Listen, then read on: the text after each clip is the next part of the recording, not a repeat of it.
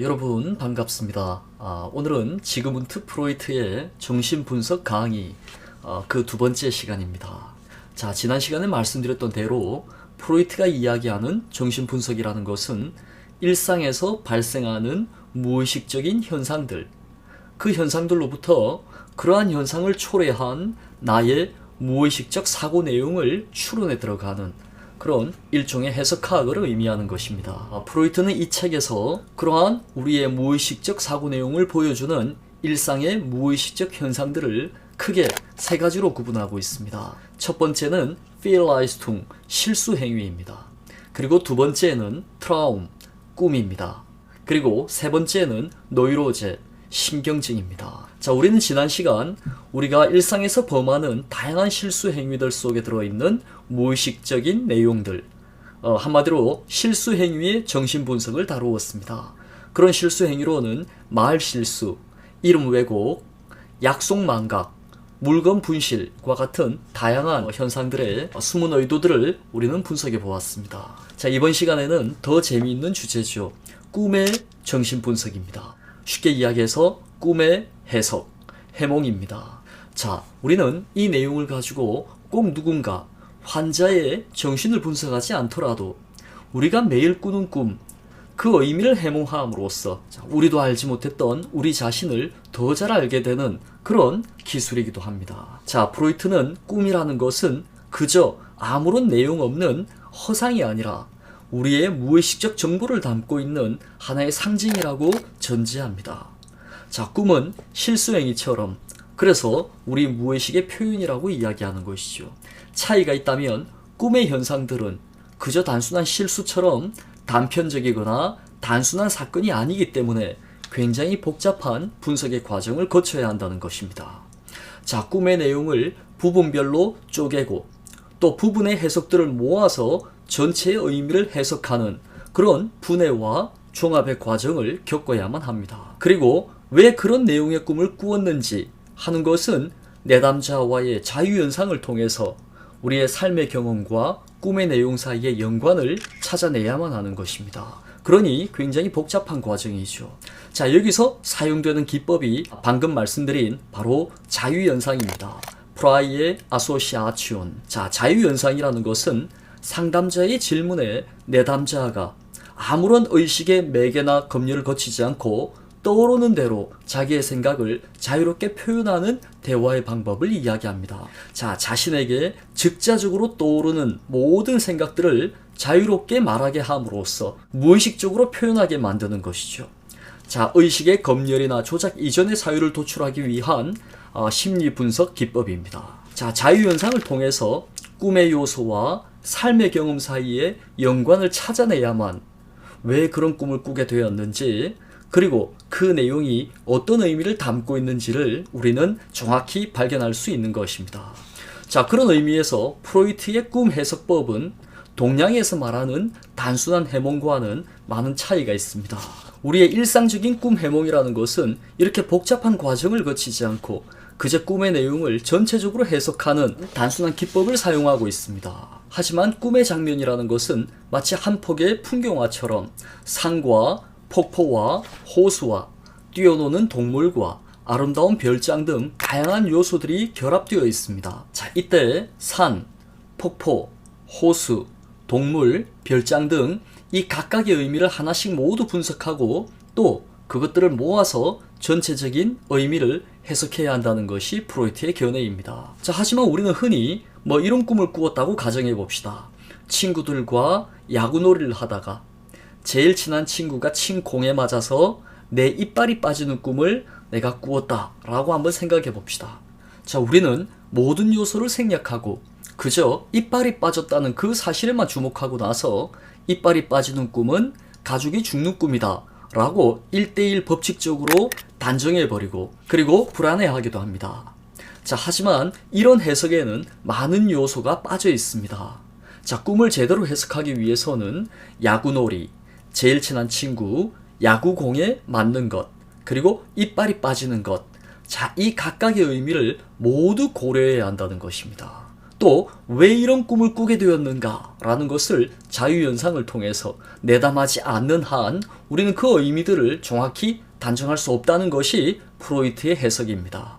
자, 그러한 기호들의 무의식적인 원인을 일일이 분석해야 한다. 그리고 그러한 분석의 맥락 안에서 이빨이 빠지는 사건의 의미를 결정해야 한다. 자, 그런 의미에서 전체 맥락이 달라지면 그 사건의 의미도 달라지게 마련입니다. 한마디로 한 사건의 의미라는 것은 그 전체적인 맥락 안에서 결정되는 것이지, 우리가 흔히 생각하듯이 이빨이 빠지는 꿈은 가족이 죽는 꿈이다, 돼지가 나오는 꿈은 뭔가 부자가 되는 꿈이다 라고 손쉽게 단정하거나 연결시킬 수 없다는 것이 프로이트 꿈 해석의 특징입니다. 또한 우리는 흔히 꿈에서 뭔가 예언을 들었다고 이야기할 때가 굉장히 많습니다. 예지몽이라 그러죠. 자, 꿈이 마치 예언가처럼 자신이 전혀 모르는, 생각지도 않은 그런 미래를 약속해주는 그런 꿈을 꾸었다고 이야기하기도 합니다. 하지만 프로이트의 정신분석학적 전체 안에서는 그렇게 아무런 근거도 없는 꿈은 나타나지 않는 것입니다. 우리가 예지몽이라고 생각하는 것마저도 사실 그것은 우리 자신의 무의식적인 예감이라든가 직감의 표현일 뿐입니다. 예를 들어서 조상이 나타나서 나도 모르는 복권의 번호를 예언처럼 알려주는 꿈, 자, 그런 것들은 프로이트식으로 해석되지 않습니다. 자, 그 조상은 어쩌면 자신의 직관이나 예감, 무의식적인 직감이나 예감으로 해석될 뿐이죠. 한마디로 꿈이라는 것은 그저 아무런 내용 없는 허상이나 예언이 아니라 그 모든 것들은 내 무의식의 표현이라는 것이 프로이트 꿈 해석의 기본 전제입니다. 자, 그래서 프로이트는 꿈을 두 가지 꿈으로 나누어 이야기합니다. 자, 그는 꿈 해석에서는 이 두 가지 꿈을 구분하고 연관시켜야 한다라고 이야기하죠.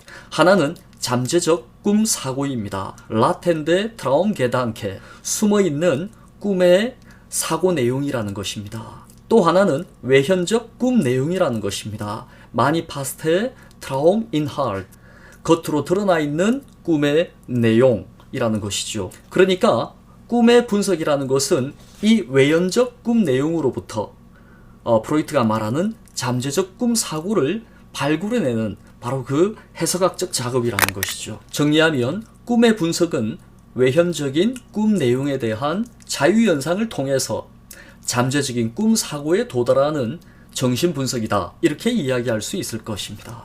자, 어린아이의 꿈들은 해석이 그렇게 어렵지 않습니다. 자, 어린아이는 잠재적인 꿈과 외현적인 꿈 사이에 별다른 차이가 없습니다. 그 이유는 의식적 차원이 약하기 때문에 무의식이 의식의 매개를 거치지 않고 직접적으로 의식으로 표출되기 때문입니다. 그러나 성인의 경우에는 의식, 즉 자아의 차원이 견고하기 때문에 잠재적 꿈이 그대로 표출되지 못하고 의식에 의해서 검열되거나 억압되기 때문에 이것이 변형된 형태로, 의식의 검열을 피할 수 있도록 변형된 형태로 왜곡되어 표출되는 경우들이 굉장히 많습니다. 그렇기 때문에 모든 꿈은 무의식의 왜곡된 표현입니다. 그러니까 왜곡을 교정해 나가고 원래 의도를 발견하는 데에는 당연히 분석과 해석의 과정들이 필요한 것이죠. 프로이트는 이러한 왜곡의 방식을 네 가지로 구분해서 이야기합니다. 자, 오늘은 바로 이 내용을 다룰 것입니다.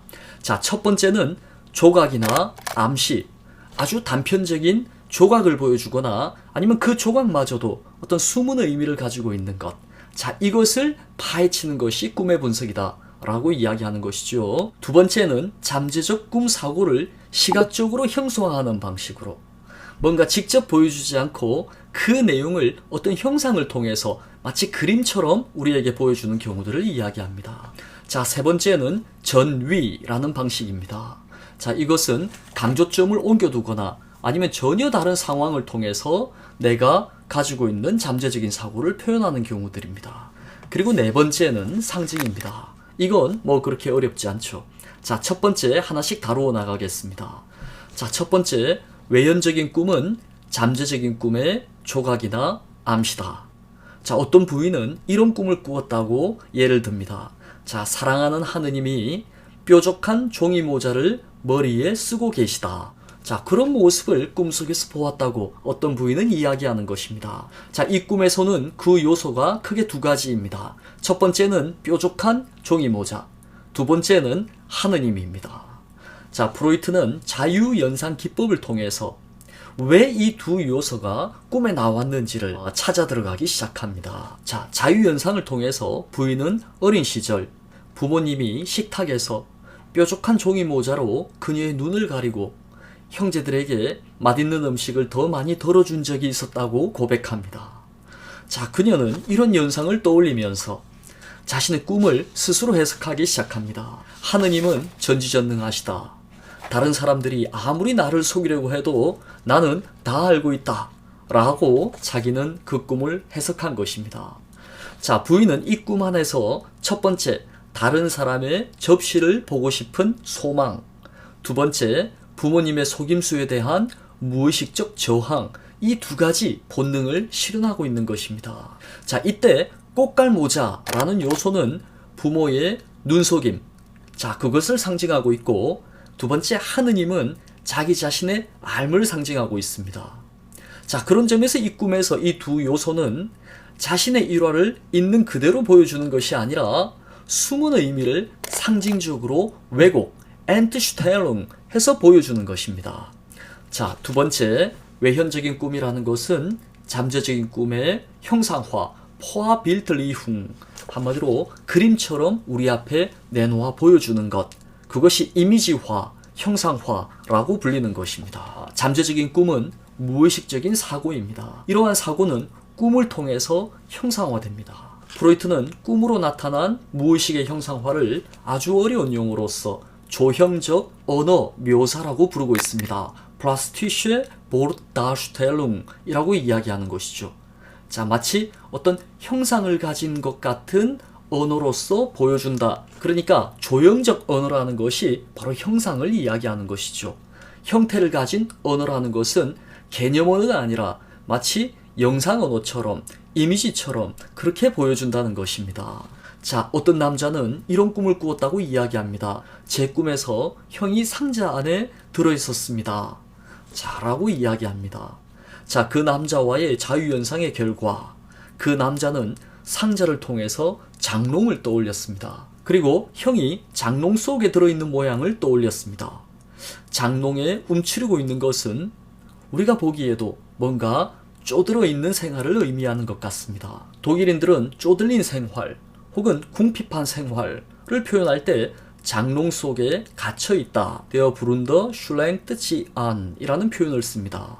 자, 장롱 속에 갇혀있다 라는 표현은 궁핍한 생활을 포아빌틀리훈, 형상화하고 있는 것입니다.